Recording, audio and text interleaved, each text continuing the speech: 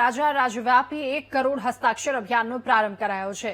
રજવાડા સરદાર સન્માન સમિતિ દ્વારા યોજાનાર આ અભિયાન હેઠળ સમગ્ર ગુજરાતમાં લોકોના હસ્તાક્ષર એકત્રિત કરવામાં આવશે અને આ 1 કરોડ હસ્તાક્ષરોની સાથે મુખ્યમંત્રીને આવેદનપત્ર સોંપવામાં આવશે। સમિતિએ રજવાડા મ્યુઝિયમના નિર્માણ, કરમસદ સ્થિત સરદાર પટેલના ગામ કમ્પાઉન્ડને સ્વતંત્ર દરજ્જો અને મહારાજા કૃષ્ણકુમારસિંહજી ગોહિલને ભારત રત્નની માંગ કરી છે। તેમજ સ્ટેચ્યુ ઓફ યુનિટી ખાતે આદિવાસી સમાજને રોજગારી અને વ્યવસાયમાં પ્રાથમિકતા આપવાની પણ હિમાયત કરી છે।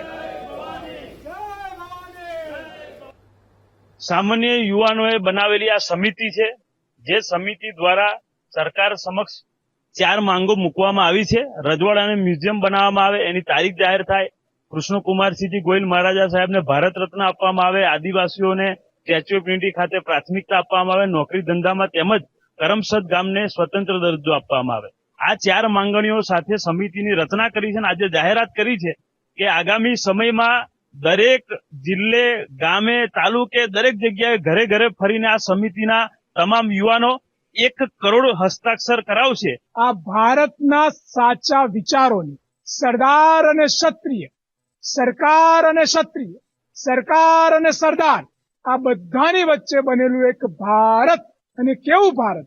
એક બાજુ કરોડો ખરબોની 562 રજવાડાઓએ પોતાની સંપત્તિ અખંડ ભારત બનાવવા માટે સમર્પિત કરી દીધી હોય, અને એક બાજુ જેણે સમર્પિત કરી એવા સરદાર, આજે બંનેઓનું યુવાનોમાંથી એક વિચાર ગાયબ કરી દેવામાં આવ્યો છે।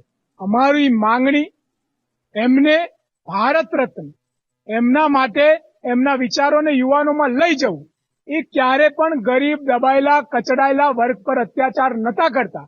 એ 36 કોમ માટે હંમેશા સમર્પિત હતા। આજે આદિવાસી દુઃખી છે, આજે દલિત દુઃખી છે, આજે યુવાનો દુઃખી છે, અને એ તમામ દુઃખી છે એનું કારણ છે કારણ કે આ મહાપુરુષોના વિચારો ક્યાંક ને ક્યાંક દબાઈ ગયા છે।